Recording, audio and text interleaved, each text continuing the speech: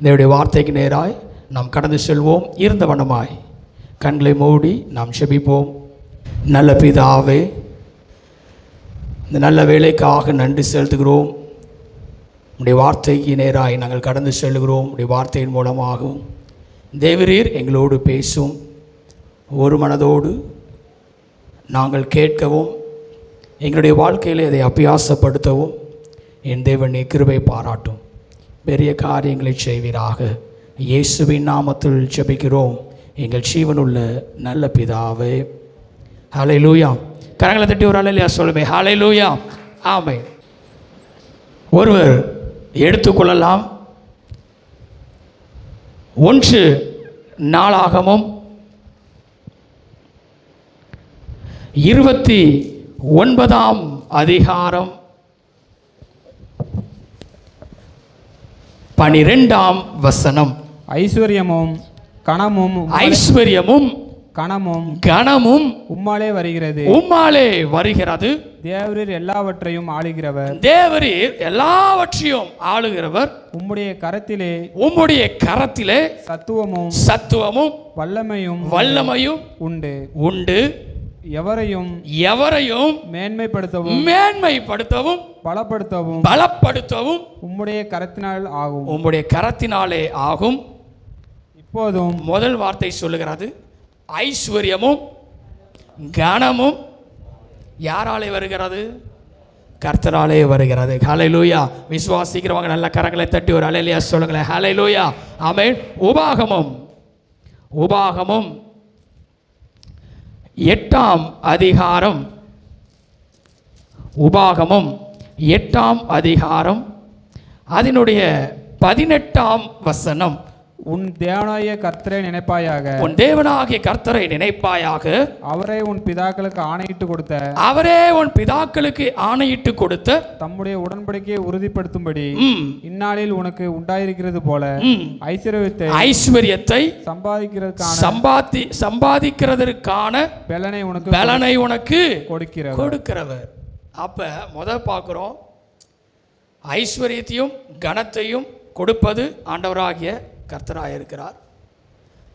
அந்த ஐஸ்வர்யத்தை சம்பாதிப்பதற்கான பலத்தையும் யார் தான் கொடுக்கிறார்? அவர் தான் கொடுக்கிறார்.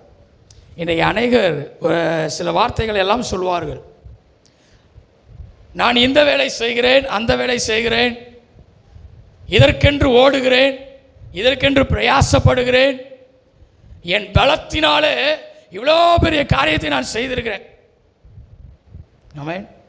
எல்லாமே யாராலே உண்டாகிறது? கர்த்தராலே உண்டாகிறது. இப்படிதான் ஒரு மனுஷன் சொன்னான் இல்லையா? இது என் வல்லமையின் பராக்கிரமத்தினாலே நான் கட்டி வைத்த மகாபாபிலோன் அல்லவா அப்படின்னு சொன்னார். அடுத்த வார்த்தை சொல்லுகிறது, அந்த வார்த்தை அவர் வாயில் இருக்கும் போதே ஆண்டவர் என்ன செஞ்சிட்டார்? ராஜபாரத்திலேருந்து அவர் என்ன செஞ்சிட்டார்? தூக்கி போட்டார். தூக்கி போட்டது மட்டும் அல்ல, ஆமாம், எல்லா மிருகங்களோடும் அவன் இருக்கிற அளவிற்கு அப்படியே மாற்றி போட்டார். சரி, அது வேற ஒரு காரியம். ஆனால் இன்றைக்கு நம்முடைய வாழ்க்கையில் ஒன்றை அறிந்து கொள்ள வேண்டியது, நாம் சம்பாத்தியத்திற்கான காரியங்கள், நம்முடைய வாழ்க்கையில் காணப்படுகிற ஐஸ்வர்யங்கள், கனங்கள் எல்லாம் நம்மால் உண்டானது கிடையவே கிடையாது. அது ஆண்டவராக இயேசு கிறிஸ்து தேவனாகிய கர்த்தரால் நமக்கு கொடுக்கப்படுகிற ஒரு பெரிதான ஆசீர்வாதமாக என்ன செய்கிறது? இருக்கிறது. பிரசங்கி 10ஆம் அதிகாரம் 19ஆம் வசனமும் இப்படியாய் சொல்லுகிறது. பிரசங்கி 10ஆம் அதிகாரம் அதனுடைய 19ஆம் வசனத்தினுடைய பின்பகுதியை மட்டும் வாசிங்க.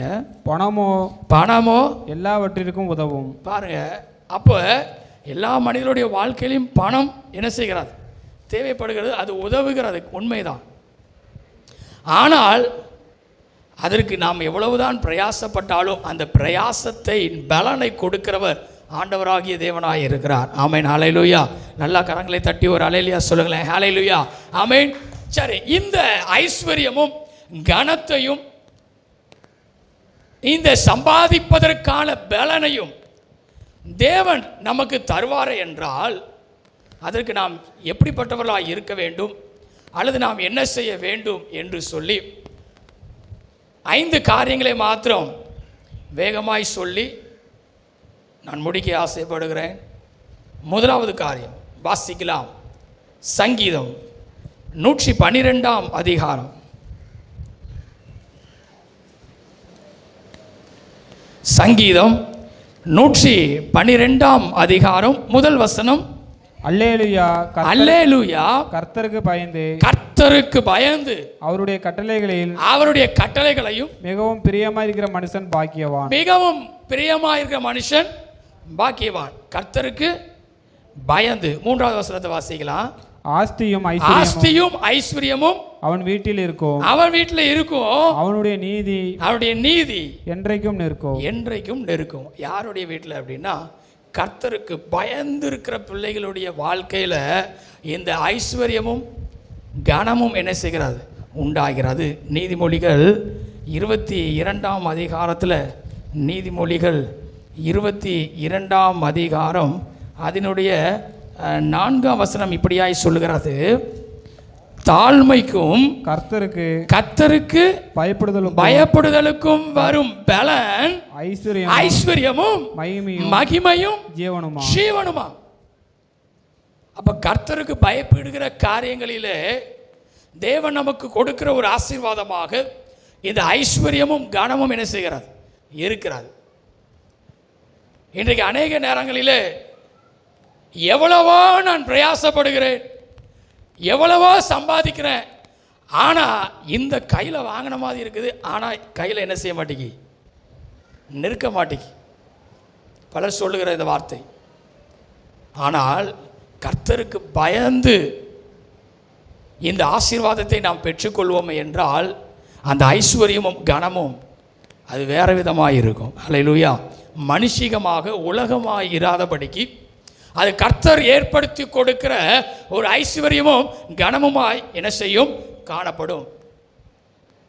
ஆதியாகமம் 22 அதிகாரத்தில் தெரிந்த ஒரு சம்பவத்தை நாம் பார்க்கிறோம். அதில் முதலாவது வசனத்தை வாசிக்கலாம். இந்த காரியங்கள் நடந்த பின்பு தேவன் ஆபிரகாமை சோதிக்கிறார். எப்படி என்றால், அவர் அவனை நோக்கி ஆபிரகாமே என்றார். அவன் இதோ அடியேன் என்றான்.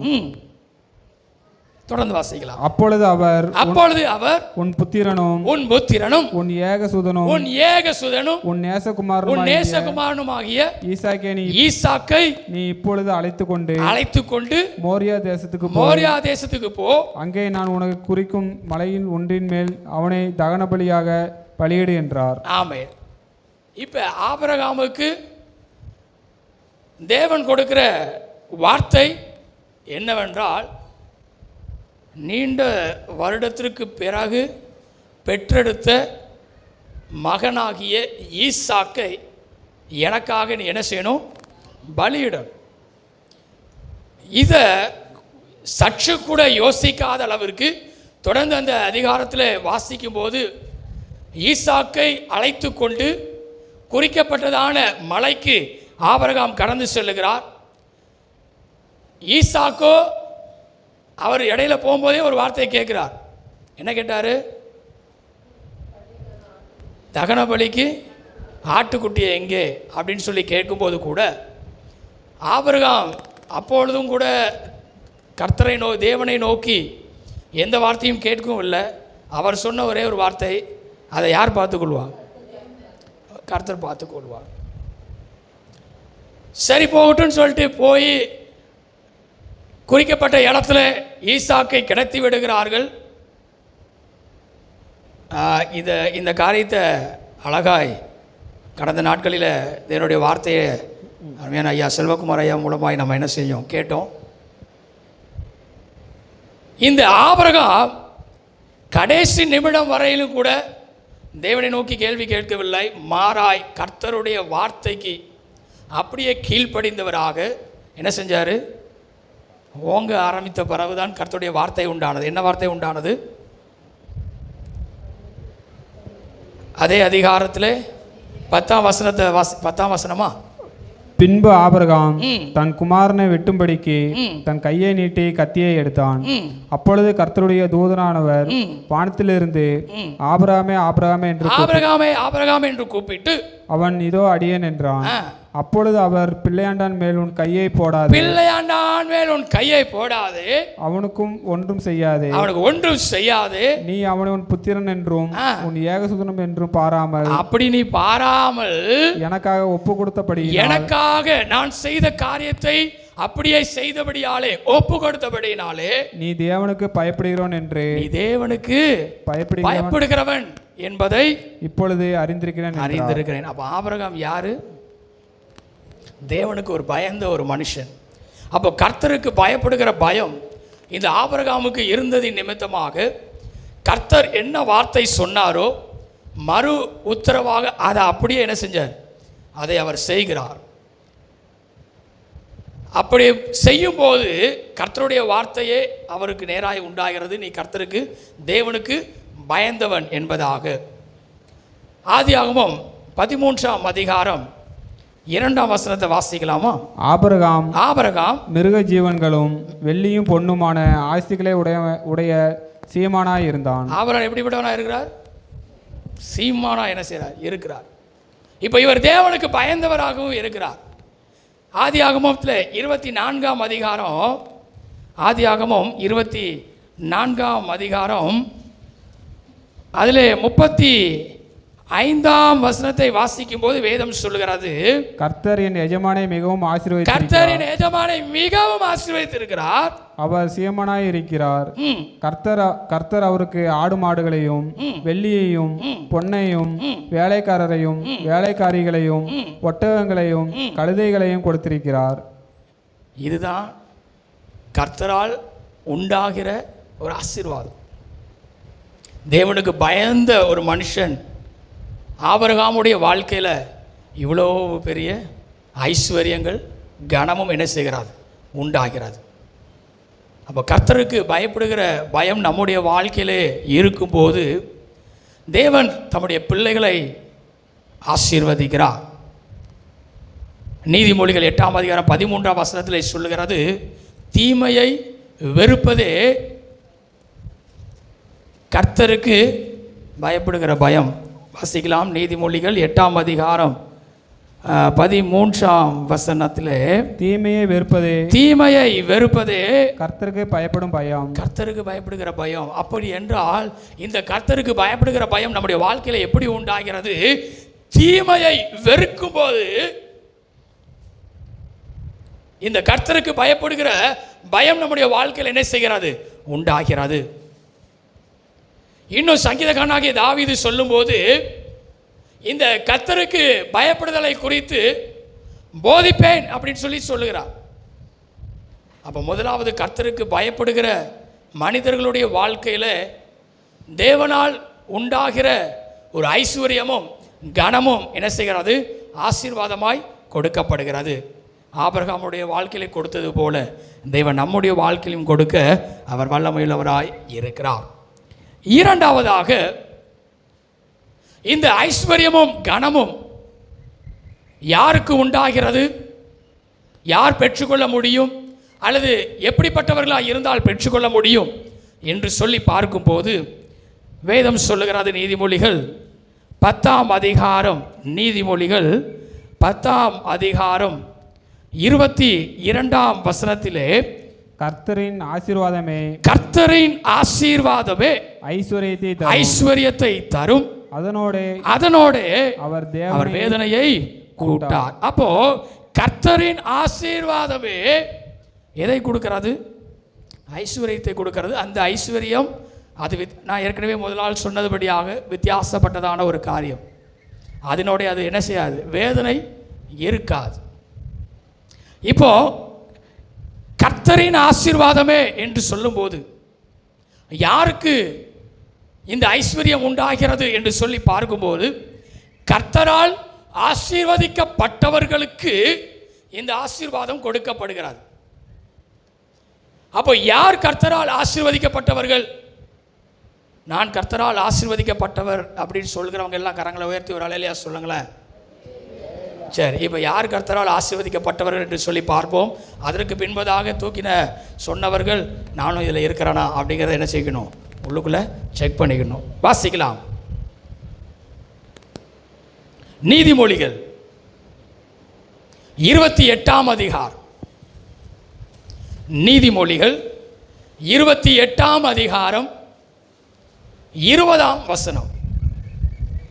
உண்மையுள்ள மனுஷன் பரிபூர்ண ஆசீர்வாதங்களை பெறுவான். ஐஸ்வர்யவானாகிறதுக்கு தீவிரிக்கிறவனோ ஆய்க்கணைக்கு தப்பான். சரி, அப்ப யார் ஆசீர்வதிக்கப்பட்டவர்கள்? உண்மையுள்ள மனுஷன். உண்மையுள்ளவர்களாக எல்லா காரியத்திலும் இருக்கிற ஒரு மனிதன் கர்த்தரால் ஆசீர்வதிக்கப்பட்டவர்களாய் கருதப்படுகிறார்கள். அப்படி கருதப்படும் போது அவருடைய வாழ்க்கையில ஐஸ்வர்யமும் கனமும் என்ன செய்கிறது, உண்டாகிறது. இன்னொரு வசனம் இப்படி சொல்லுகிறது. நீதிமொழிகள் 20ஆம் அதிகாரத்திலே, நீதிமொழிகள் 20ஆம் அதிகாரத்திலே 6ஆம் வசனம். மனுஷர் பெரும்பாலும் தங்கள் தயாளத்தை பிரசித்தப்படுத்துவார்கள். உண்மையான மனுஷனை கண்டுபிடிப்பவன் யார்? உண்மையான மனுஷனை கண்டுபிடிப்பவன் யார்? அப்போ மிகவும் கடினமான ஒரு காரியம். இன்றைக்கு பல நேரங்களிலே வேலை பார்க்குற இடத்துலையோ வீட்டிலையோ அல்லது ஒரு பொருட்கள் வாங்கும்போதோ சில காரியங்கள், எந்த காரியத்தை எடுத்தாலும் இந்த உலகத்தின் காரியங்கள் எல்லாமே எப்படிப்பட்டதாக இருக்கிறது என்றால் உண்மை இல்லாததாக என்ன செய்கிறது, இருக்கிறது. ஆனால் அதன் மத்தியிலே நாம் உண்மையுள்ளவர்களாக இருக்க வேண்டும் என்று சொல்லி தேவன் விரும்புகிறார். படிக்கிற இடங்களிலே இல்லையா, எல்லா இடங்களிலுமே நாம் எல்லாவற்றுக்கும் உண்மையுள்ளவர்களாய் நாம் என்ன செய்ய வேண்டும், இருக்க வேண்டும். என்னாகமம் 12ஆம் அதிகாரத்தில் ஒரு மனிதனை குறித்து நாம் பார்க்கிறோம். என்னாகமம் 12ஆம் அதிகாரம் அதில் 7வது வசனத்தை வாசிக்கலாம். என் தாசனாகிய மோசேயோ அப்படிப்பட்டவன் அல்ல. என் வீட்டில் எங்கும் அவன் உண்மையுள்ளவன். மோசேயை குறித்து அழகான ஒரு சாட்சி சொல்லப்படுகிறது. என் வீட்டில் எங்கும் எப்படிப்பட்டவன், உண்மையுள்ளவன். இன்றைக்கு நம்முடைய வாழ்க்கையிலும் கூட நாம் உண்மையுள்ளவர்களாக என்ன செய்ய வேண்டும், இருக்க வேண்டும். எபிரேயர் 3ஆம் அதிகாரம் 2ஆம் வசனத்தை வாசிக்கும் போதும் அதே வார்த்தை சொல்லப்படுகிறது. மோசே தேவனுடைய வீட்டில் எங்கும் உண்மையுள்ளவனாய் இருந்தது போல இவரும் தம்மை ஏற்படுத்தினவருக்கு உண்மையுள்ளவராய் இருக்கிறார். லூக்கா எழுதின சுவிசேஷம் 16ஆம் அதிகாரம், லூக்கா 16ஆம் அதிகாரம் அதில் 10ஆம் வசனத்தை வாசிக்கும் போது கொஞ்சத்திலே உண்மையுள்ளவன் அநேகத்திலும் உண்மையுள்ளவனாய் இருக்கிறான். கொஞ்சத்திலே அநீதியுள்ளவன் அநேகத்திலும் எப்படிப்பட்டவனாய் இருக்கிறான், அநீதியுள்ளவனாய் இருக்கிறான். அப்ப கொஞ்சம் உண்மை இல்லாதவர்களாய் நாம் மாறும்போது அது நம்முடைய வாழ்க்கையிலுடைய ஒரு நடைமுறையாகவே மாறிவிடுகிறது. அதற்கு பிற்பாடு அது எல்லாமே அநீதியாகவே என்ன செய்கிறது, மாறிவிடுகிறது. சொல்லுவாங்க இல்லையா, ஒரு பொய் சொல்வதற்கா, ஒரு உண்மையை மறைப்பதற்கு 1000 பொய்யை கொஞ்சம் இடம் கொடுத்துட்டோம் அப்படின்னா டோட்டலாக என்ன செய்து விடுகிறது, அநீதிக்குள்ளாகவே போயிடும், உண்மையற்றவர்களாகவே மாறிவிடுகிறோம். ஆனால் ஆண்டவர் நம்முடைய வாழ்க்கையில் எதிர்பார்க்க கொஞ்சத்திலேயாவது என்ன செய்யும், உண்மை. அந்த உண்மை இருந்ததாலே ஆமென், நம்மை தேவன் உண்மையுள்ளவர்களாய் காணும்போது அவர் நம்மை ஆசீர்வதிக்கிறவராக என்ன செய்கிறாரு, காணப்படுகிறார். 2வது காரியம், கர்த்தரால் ஆசீர்வதிக்கப்பட்டவர்கள். முதலாவது, கர்த்தருக்கு பயப்படுகிறவர்களுடைய வாழ்க்கையிலே ஐஸ்வர்யமும் கனமும் உண்டாகிறது. 2வது, கர்த்தரால் ஆசீர்வதிக்கப்பட்டவர்களுடைய வாழ்க்கையிலே ஐஸ்வர்யமும் கனமும் உண்டாகிறது. 3வது, நீதிமொழிகள் 8ஆம் அதிகாரம் நீதிமொழிகள் 8ஆம் அதிகாரம் அதில் 17ஆம் வசனத்தையும் 18ஆம் வசனத்தையும் ஒருவர் வாசிக்கலாம். என்னை சிநேகிக்கிறவர்களை நான் சிநேகிக்கிறேன். அதிகாலையில் என்னை தேடுகிறவர்கள் என்னை கண்டடைவார்கள். ஐஸ்வர்யமும் கனமும் நிலையான பொருளும் நீதியும் என்னிடத்தில் உண்டு. சரி, இப்போ 3வது காரியம், யாருக்கு இந்த ஐஸ்வர்யமும் கனமும் உண்டாகிறது என்றால் 17ஆம் வசனம் சொல்லுகிறது, அதிகாலையில் என்னை தேடுகிறவர்கள். அப்போ 3வது, கர்த்தரை தேடுகிறவர்களுடைய வாழ்க்கையில் ஐஸ்வர்யமும் கனமும் உண்டாகிறது. மத்தேயு சுவிசேஷம் 6ஆம் அதிகாரம் 33ஆம் வசனம் சொல்லுகிறது, முதலாவது என்னுடைய ராஜ்யத்தையும் அவருடைய நீதியையும் தேடுங்கள், அப்பொழுது இவைகள் எல்லாம் உங்களுக்கு எப்படி கொடுக்கப்படும்? கூட கொடுக்கப்படும். அப்போ முதலாவது நாம் தேவனை தேடும்போது சகல ஆசீர்வாதமும் அது நாம் கேட்டவாறு அல்ல, அது எல்லாம் கூடவே என்ன செய்கிறது? கொடுக்கப்படுகிறது என்று சொல்லி நாம் பார்க்கிறோம். சங்கீதம் 34ஆம் அதிகாரம் 10ஆம் வசனத்தை வாசிக்கும் போது வேதம் இப்படியாய் சொல்லுகிறது, சிங்கக்குட்டிகள் தாழ்ச்சி அடைந்து பட்டினியாய் இருக்கும், ஆனால் கர்த்தரை தேடுகிறவர்களுக்கோ ஒரு நன்மையும் என்ன செய்யாது? குறைவுபடாத ஒரு ஆசீர்வாதத்தை ஆண்டவர் என்ன செய்வார்? தருவார். எப்போ? கர்த்தரை நாம் தேடுகிறவர்களாய் இருக்கும்போது.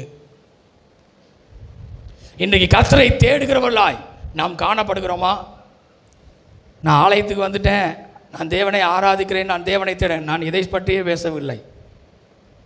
தினந்தோறும் அன்றாட வாழ்க்கையில் இதை தவிர்த்து நாம் கர்த்தரை தேடுகிறவர்களாய் இருக்கிறோமா என்பதை நாம் சிந்தித்து பார்க்க வேண்டும். 2 நாளாகமத்தில் அங்கே ஒரு நபரை குறித்து நாம் பார்க்கிறோம். 2 நாளாகமத்தில் 17ஆம் அதிகாரத்தில் அதில் 3ஆம் வசனத்தில் இருந்து வாசிக்க நாம் கேட்போம். கர்த்தர் யோசபாத்தோடு இருந்தார். கர்த்தர் யோசபாத்தோடு இருந்தார். அவன் பாகால்களை தேடாமல் தன் தகப்பனாகிய தாவீது முன்னாட்களில் நடந்த வழிகளில் நடந்து தன் தகப்பனுடைய தேவனை தேடி இஸ்ரவேலுடைய செய்கையின்படி நடவாமல் அவருடைய கற்பனைகளின்படி நடந்து கொண்டான். சரி. ஆகையால் கர்த்தர் அவன் கையில் ராஜ்யபாரத்தை திடப்படுத்தினார். யூதா கோத்திரத்தார் எல்லாரும் யோசபாத்துக்கு காணிக்கைகளை கொண்டு வந்தார்கள். அவனுக்கு ஐஸ்வர்யமும் கனமும் மிகுதியாய் இருந்தது. எப்பொழுது இந்த யோசபாத் கர்த்தரை தேட ஆரம்பித்தார். அந்த நாட்களிலே பாகால்களை எல்லாம் நீங்கள் வேதத்தில் வாசித்து பார்க்கும்போது ஏதாவது ஒரு தோல்வியோ ஏதோ ஒரு காரியங்கள் நடந்துட்டா போதும், உடனே என்ன செஞ்சுருவாங்க? கல் இருந்தாலும் சரி தான், எது இருந்தாலும் அது சிலையாக மாற்றிடுவாங்க, பாகால்களை தேட ஆரம்பிப்பாங்க. ஆனால் இந்த யோசபாத் வேதம் சொல்லுகிறது, பாகாலை தேடாமல் தாவீதின் வழியிலே கர்த்தரை தேடினார். வேதம் சொல்லுகிறது, ஐஸ்வர்யமும் கனமும் என்ன செஞ்சிச்சு? உண்டானது. இன்றைக்கு ஒவ்வொரு நாளும் நாம் தேவனை தேடுகிறவர்களாய் காணப்பட வேண்டும். சரிதானா? சரி, இப்போ நான் ஆலயத்தை குறித்து நான் வாரேன். ஓகேவா? அப்போ அன்றாட நாட்களிலும் நாம் என்ன செய்யணும்? தேவனை தேடுகிறவர்களாக இருக்க வேண்டும். அதே போல் ஆலயத்திலும் தேவனை என்ன செய்யணும்? தேட வேண்டும். உண்மையான இருதயத்தோடு, உள்ளத்தின் ஆழத்திலிருந்து, முழு ஆத்மாவோடு முழு பலத்தோடு தேவனில் அன்பு கூறுகிறவர்களாக, அவரை தேடுகிறவர்களாய் நாம் என்ன செய்ய வேண்டும்? இருக்க வேண்டும். ஏன் இதை சொல்கிறேன் அப்படின்னா, இதுக்குரிய ஷார்ட்டாக ஒரே ஒரு வார்த்தை அப்படின்னா, ஆலயத்தில் தேவனை தேடுவதை ஒரு நாள் என்ன செஞ்சிடக்கூடாது? விட்டுவிடக்கூடாது. ஒரு வசனத்தை வாசிக்கலாம். ஏசாயா 6ஆம் அதிகாரம். ஏசாயா 6ஆம் அதிகாரம் முதல் வசனத்தை நம்ம வாசிக்க போறோம். உசியா ராஜா மரணம் அடைந்த வருஷத்தில் ஆண்டவர் உயரமும் உன்னதமுமான சிங்காசனத்தின் மேல் வீற்றிருக்க கண்டேன். அவருடைய வஸ்திர தொங்கல் தேவாலயம் நிறைந்திருந்தது. எங்க நிறைந்திருந்தது? அப்ப மிஸ் பண்ணா எதை மிஸ் பண்றோம்? ஆண்டவருடைய பிரசன்னத்தை இல்லையா? ஆண்டவரை தேடுவதை மிஸ் பண்ணுறோம். ஆண்டவர் நமக்காய் ஆலயத்தில் இருக்கிறார், அவர் தேடுகிறார், நாம் தேட மாட்டேங்கிறோம் அப்படிங்கிற நம்ம காரியம். இன்றைக்கு ஞாயிற்றுக்கிழமை மட்டும் தேவனை ஆராதிப்பது அப்படின்னு சொல்லி நம்முடைய எண்ணங்களில் இருந்தால் நிச்சயமாய் 100% அது தவறு. ஆமென். நான் இதுக்கு முன்னாடியும் சொல்லிட்டேன், அன்றாடம் தேவனை தேடுவது வழக்கமாக இருக்க வேண்டும். அது மாத்திரமல்ல, ஆலயத்தில் நடைபெறுகிற ஒவ்வொரு ஆராதனையிலும் தேவனை தேடுவது மிக மிக அவசியம். இன்றைக்கு மாதத்தில் ஒரு தடவையோ, சில நபர்கள்லாம் இருக்காங்க, உங்களை சொல்லலை, பல ஆட்கள் இருக்கிறாங்க, நற்கரணைக்கு மட்டும் கரெக்டாக வருவாங்க. எதுக்கு வருவாங்க? திருவிருந்து ஆராதனைக்கு மட்டும் கரெக்டாக வந்துடுவாங்க. இன்னும் ஒரு சில கூட்டத்தார் இருக்கிறாங்க, எப்போலாம் வருவாங்க? கிறிஸ்மஸுக்கு, நியூ இயருக்கு, ஈஸ்டருக்கு தவறாமல் வந்துடுவாங்க. சோத்திரம். Good Friday. அது அல்ல. நாம் ஒவ்வொரு நாளும் தேவனை தேட வேண்டும். ஆராதனையிலே மிக அவசியமாய் தேவனை என்ன செய்ய வேண்டும்? தேடுகிறவர்களாக இருக்க வேண்டும். ஏனென்றால் அவர் ஆலயத்தில் வீற்றிருக்கிறார். நான் எங்கு போனாலும், எங்கு கூப்பிட்டாலும், முதல் ஒரு பிரசங்கத்தை நான் எந்த ஆலயத்திலையும் நான் போன எல்லா இடத்துலையும் இந்த வார்த்தையை நான் சொல்லியிருப்பேன். எங்கே ஃபஸ்ட்டு கூப்பிட்டாலும் இந்த வார்த்தையை கண்டிப்பாக அங்கே நான் சொல்லியிருப்பேன். என்ன அப்படின்னா, தேவனுடைய ஆலயத்தை மட்டும் எக்காரணத்து கொண்டு என்ன செய்யக்கூடாது? அசட்டை பண்ணிவிடக்கூடாது, அதை விட்டுவிடக்கூடாது. வேதத்தில் நிறைய அற்புதங்களை குறித்து பார்க்க முடியும். நீங்கள் எழுதுகிறவர்கள் என்றால் நோட் மட்டும் பண்ணி வச்சுக்கோங்க. ஆனால் இதை குறித்து நான் ஏற்கனவே அறிவித்திருக்கிறேன், பேசியிருக்கிறேன். மத்தேயு எழுதின சுவிசேஷம் 12ஆம் அதிகாரம் 9ஆம் வசனம் முதல் 16ஆம் வசனம் வரை அங்கே சொல்லப்பட்டிருக்கிற காரியம் என்னவென்றால், சூம்பின கையையுடைய ஒரு மனிதன், அவனுடைய வாழ்க்கையில் ஆண்டவராகிய இயேசு கிறிஸ்து ஒரு அற்புதத்தை செய்கிறார். மார்க் எழுதின சுவிசேஷம் 1ஆம் அதிகாரம், மார்க்கு 1ஆம் அதிகாரம் 23ஆம் வசனம் முதல் 26ஆம் வசனம் வரை வாசிக்கும் போது, அசுத்த ஆவி பிடித்திருந்த ஒரு மனுஷனை ஆண்டவராகிய இயேசு கிறிஸ்து குணப்படுத்துகிறார். மூன்றாவது, லூக்கா எழுதின சுவிசேஷம் 13ஆம் அதிகாரம் 10ஆம் வசனம் முதல் 16ஆம் வசனம் வரை வாசிக்கும் போது, அங்கே வேதம் சொல்கிறது, 18 வருஷமாய் பெரும்பாலுள்ள ஒரு ஸ்திரீயுடைய வாழ்க்கையில் என் ஆண்டவராக இயேசு கிறிஸ்து ஒரு அற்புதத்தை செய்கிறார். சரிதானா? இந்த 3 அற்புதங்களை ஆண்டவர் செய்த இடம் எது என்று சொல்லி பார்க்கும்போது, 3 இடங்களிலுமே குறிக்கப்பட்டதான ஒரு காரியம், அது விசேஷமான ஒரு காரியம். அது தேவாலயத்திலே வைத்து நடைபெறுகிற ஒரு அற்புதம். தேவாலயத்தில் வைத்து நடைபெறுகிற ஒரு அற்புதம். கேட்டு அல்ல, கேட்காமலே கொடுக்கப்பட்ட ஒரு அற்புதம். அல்லேலூயா. வீட்டிலே வாசித்து பாருங்கள். கேட்காமலே ஆண்டவர் கொடுக்கிறவர். எங்கே? ஆலயத்தில், ஆராதனையில். அதனால தான் சொல்லப்படுகிறது, ஆராதனையை யாரும் என்ன செய்யக்கூடாது? விட்டுவிடக்கூடாது. எந்த நேரத்தில்னாலும் கர்த்தருடைய அற்புதம் உங்களை நோக்கி வரும். அது இங்கு மாத்திரம் இல்லை, கொஞ்சம் செகண்ட் சாட்டர்டேயும் கொஞ்சம் என்ன செய்யுங்க, நினைத்து கொள்ளுங்கள். நமக்கு நடைபெறுகிற இந்த ஞாயிறு ஆராதனை அது மாத்திரம் இல்லை, இந்த 2வது சனிக்கிழமை மாத்திரம்தான். ஆனால் விட்டுவிடவே கூடாது. ஏன்னால் கர்த்தருடைய அற்புதம் எப்பொழுதெல்லாம் நாம் தேவனை தேடுகிறோமோ அப்பொழுது நாம் என்ன செய்கிறது? கிடைக்கப்பெறுகிறது. இந்த 3 சம்பவங்களுமே ஆலயத்தில் வைத்து நடைபெறுகிற ஒரு காரியம். ஆலயத்தில் தேவன் செய்த அற்புதமாக இருக்கிறது. இன்னும் 1 சாமுவேல் 1ஆம் அதிகாரத்தில் 9ஆம் வசனம் முதல் 18ஆம் வசனம் வரை வாசிக்கும் போது, அன்னாளை குறித்து நாம் பார்க்கும்போது, இந்த அன்னாள் மனம் கசந்து அழுது விண்ணப்பம் செய்த இடம் அது தேவாலயமாக இருக்கிறது.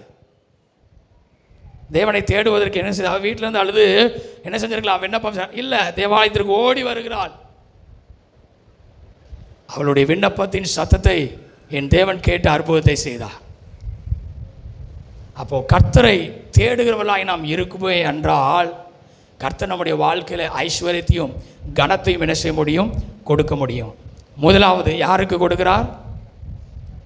கர்த்தருக்கு பயப்படுகிறவர்களுக்கு. 2வது கர்த்தரால் ஆசீர்வதிக்கப்பட்டவர்களுக்கு.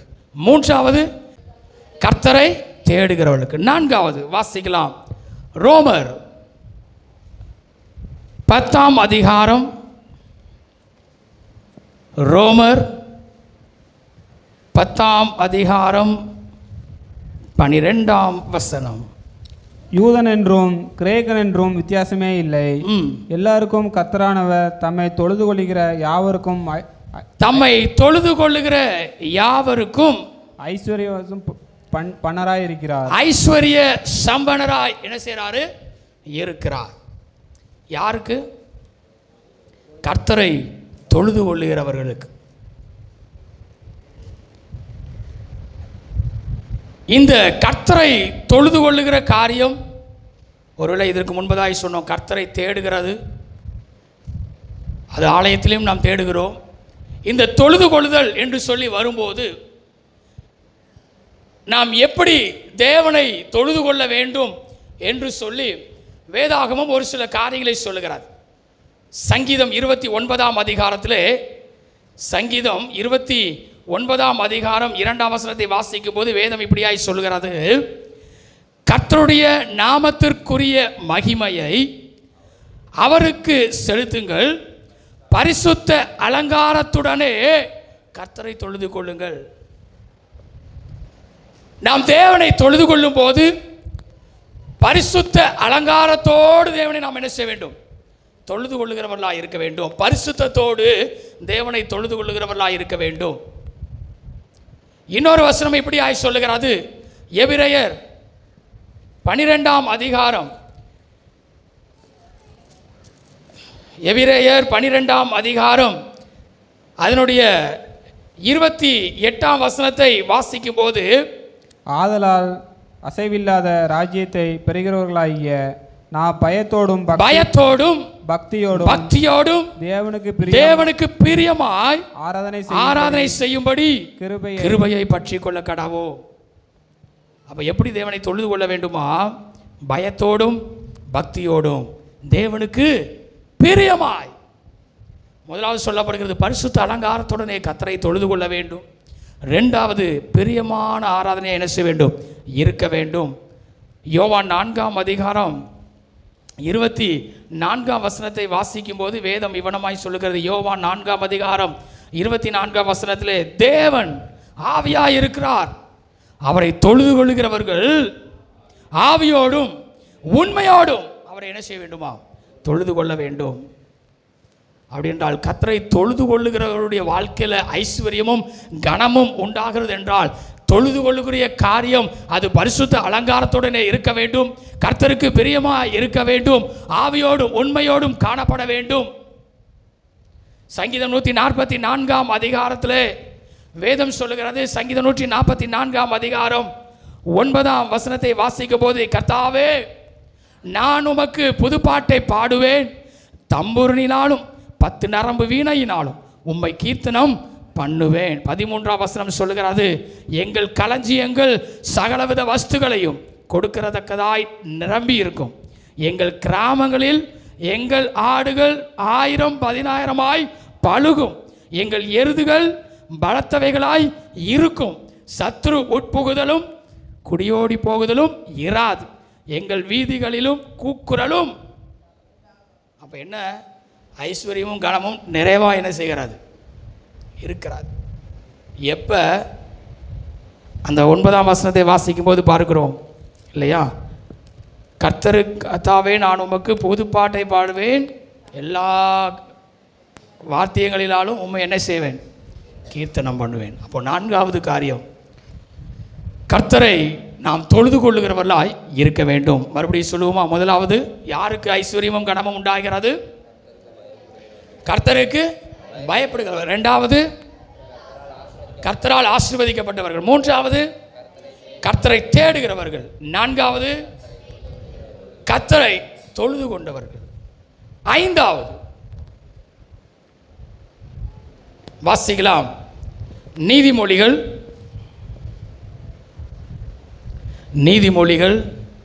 22ஆம் அதிகாரம்,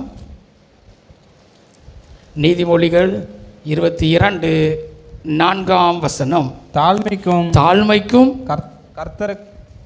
கர்த்தருக்கு பயப்படுதலுக்கும் வரும் பலன் ஐஸ்வர்யமும் மகிமையும் ஜீவனுமாம். ஆமென்.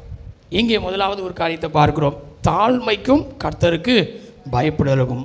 5வது காரியம், கர்த்தருக்கு முன்பதாய் தாழ்மையுள்ளவர்களாய் நாம் இருக்கும்போது கர்த்தர் நம்முடைய வாழ்க்கையில் ஐஸ்வர்யத்தையும் ஜீவனையும் என்ன செஞ்சிருக்கிறார், அவர் வைத்திருக்கிறார் என்று சொல்லி நாம் பார்க்கிறோம்.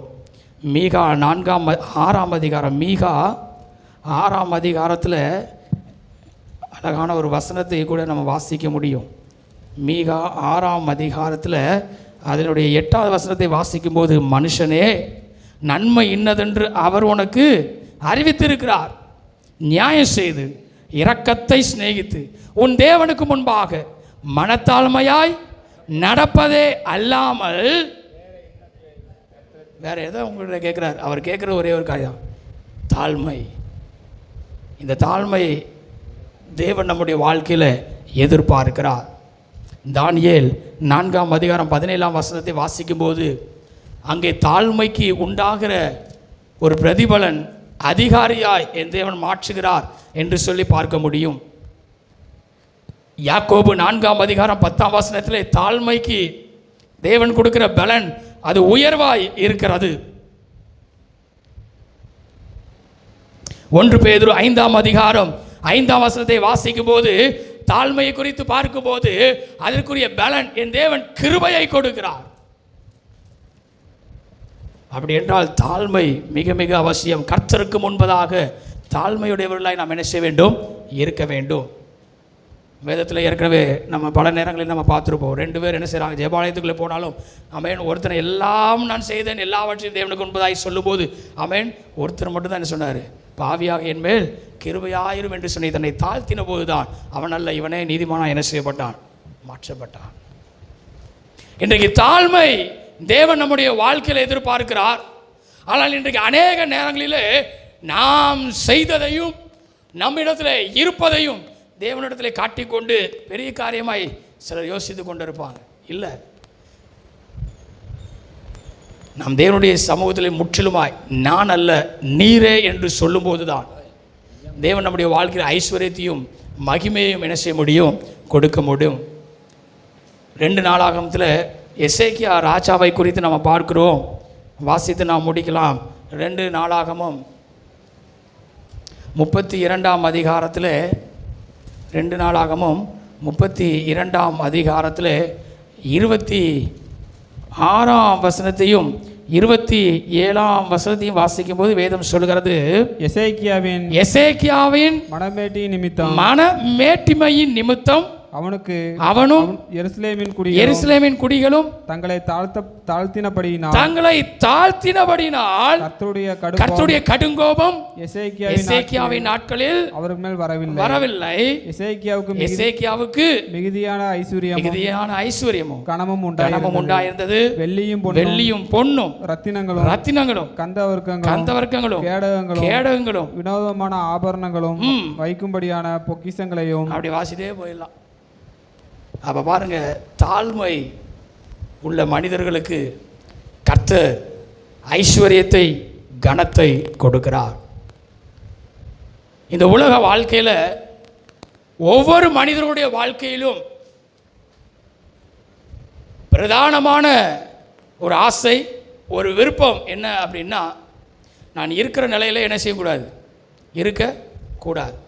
நாம் வேலைக்கு போகிற காரியம், சம்பாதிக்கிற காரியங்கள் இல்லையா, எல்லாமே ஒரு வேளை வாடகை வீட்டில் இருந்தால் நம்ம அடுத்தது என்ன செய்வோம், ஒரு சொந்தமான வீடு வேணும் அப்படிங்கிற ஒரு எண்ணம், அல்லது அதை நோக்கி தான ஒரு பயணம், அல்லது பிள்ளைகளுடைய எதிர்கால வாழ்க்கை குறித்ததான ஒரு திட்டத்தை வைத்திருப்போம் என்றால் அதை நோக்கி ஒரு பயணம். ஆகவே எல்லாருடைய வாழ்க்கையிலும் ஐஸ்வர்யம் கனம் வேண்டாம் என்று சொல்லுவது இல்லை. அதை நோக்கி தான் நாம் கடந்து செல்கிறோம். ஆனால் அதில் மிக மிக முக்கியமான ஒரு காரியம் என் தேவனால் அது கொடுக்கப்படுகிறது என்பதை தான் நம்முடைய எண்ணத்தில் இருக்க வேண்டும். அது மாத்திரமல்ல, அந்த ஐஸ்வர்யத்தையும் கனத்தையும் சம்பாதிக்கிற பலனை கொடுக்கிறவர் என்றால் அவர் தான். ஆமேன், ஹல்லேலூயா, ஆமேன். அவன ஆல்பர்ட் என்ன சொன்னது போல், வயசு எனக்கு ஆண்டவர் பலனை கொடுத்துருக்கார். ஹல்லேலூயா, ஆமென். அந்த பலத்தில் நான் என்ன செய்கிறேன், எனக்கு வயசுக்கு அதுக்கும் எனக்கு கிடையாது சம்மந்தம் கிடையாது. நான் அண்ணன்ட்ட அடிக்கடி நான் சொல்லுவேன், நீங்கள் பசாமல் வீட்டில் இருக்கலாம்லண்ணே அப்படின்னு சொல்லி அடிக்கடி சொல்லுவேன்.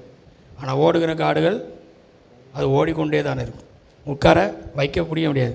அது அருமையான பிள்ளைகளும் சொல்லுவாங்க, நாங்களும் எவ்வளவோ உட்கார வச்சு பார்த்துட்டோம், எவ்வளோ அடி விழுந்தாலும் அது மறுபடியும் என்ன தான். ஏன் நமக்கு பலனை கொடுக்குற ஒரு ஆண்டவராக இயேசு கிறிஸ்து. ஹல்லேலூயா. நல்ல கரங்களை தட்டி ஒரு ஹல்லேலூயா சொல்லுங்களேன். ஹல்லேலூயா. அப்போ எல்லாவற்றையும் தேவனிடத்தில் நாம் பெற்றுக்கொள்ள வேண்டும் என்றால் 5 காரியங்களை நம்முடைய வாழ்க்கையில் நாம் செய்ய வேண்டும். முதலாவது, கர்த்தருக்கு பயப்படுகிற பயம் நம்முடைய வாழ்க்கையில் இருக்க வேண்டும். 2வது, கர்த்தரால் ஆசீர்வதிக்கப்பட்ட பிள்ளைகளாய் நாம் மாற வேண்டும். அதுக்கு உண்மை மிக மிக அவசியமாக இருக்கிறது. 3வது, கர்த்தரை தேடுகிறவர்களாய் நாம் இருக்க வேண்டும். 4வது, கர்த்தரை தொழுது கொள்ளுகிறவர்களாய் இருக்க வேண்டும். 5வது, கர்த்தருக்கு முன்பதாய் நம்மை தாழ்த்துகிறவர்களாய் என்ன செய்ய வேண்டும், இருக்க வேண்டும். இவை எல்லாவற்றையும் செய்யும்போது கர்த்தர் நிச்சயமாய் பாடல்களை பாடினது போல கிருபையை அதிகமாய் நமக்கு என்ன செய்வார், தருகிற தேவனாக இருப்பார். அப்படியே முழங்கால் படிடுவோமா? எல்லாரும் கண்களை மூடி முழங்கால் படிடுவோம்.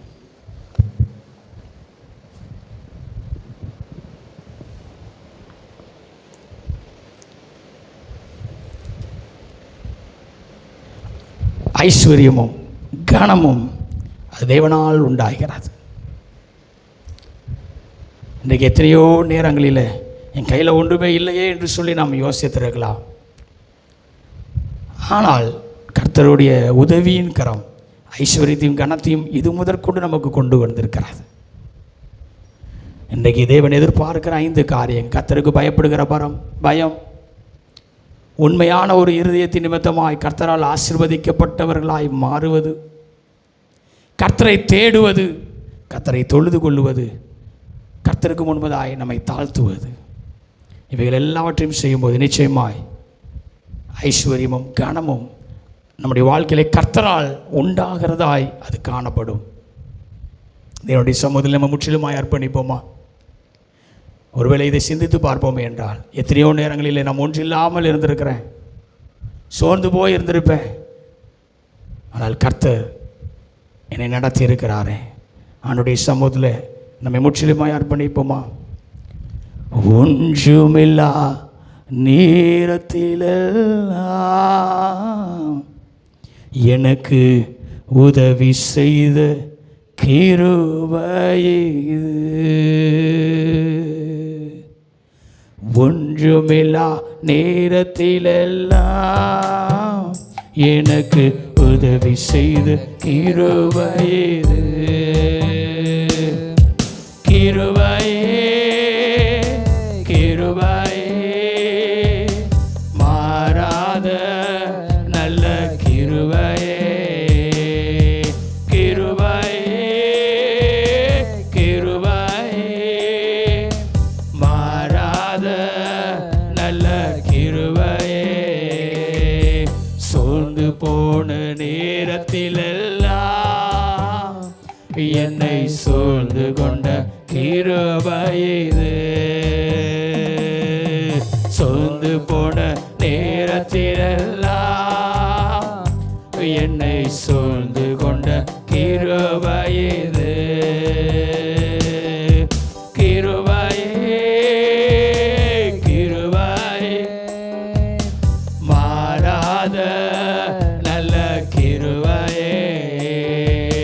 கிருபையே கிருபையே, மாறாத நல்ல கிருபையே. உடைக்கப்பட்ட நேரத்திலெல்லாம் என்னை உருவாக்கின கிருபை இது. உடைக்கப்பட்ட நேரத்திலெல்லாம் என்னை உருவாக்கின கிருபை இது. கரங்களை உயர்த்தி சொல்லுவா, கிருபை கிருபையே கிருபையே, மாறாத நல்ல கிருபையே. கிருபையே கிருபையே, மாறாத நல்ல கிருபையே.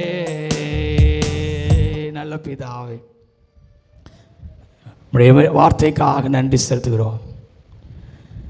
உம்மாலே ஐஸ்வர்யமும் கனமும் உண்டாகிறது. கர்த்தர் கேட்ட வார்த்தையின்படியாக உமக்கு பயப்படுகிற பயம், உம்மால் ஆசீர்வதிக்கப்பட்டவர்களாக, உம்மை தேடுகிறவர்களாய், உம்மை தொழுது கொள்ளுகிறவர்களாய், உமக்குள்ளாய் தாழ்ந்தவர்களாய் நாங்கள் காணப்பட தேவன் கிருபை தாரும். ஐஸ்வர்யமும் கனத்தையும் உம்முடைய கரத்தினாலே நாங்கள் பெற்றுக்கொள்ளவும் நீர் கிருபை தாரும். இயேசுவின் நாமத்தில் ஜெபிக்கிறோம் எங்கள் ஜீவனுள்ள நல்ல பிதாவே. ஹல்லேலூயா. கரங்களை தட்டி ஒரு ஹல்லேலூயா சொல்லுமே. ஹல்லேலூயா.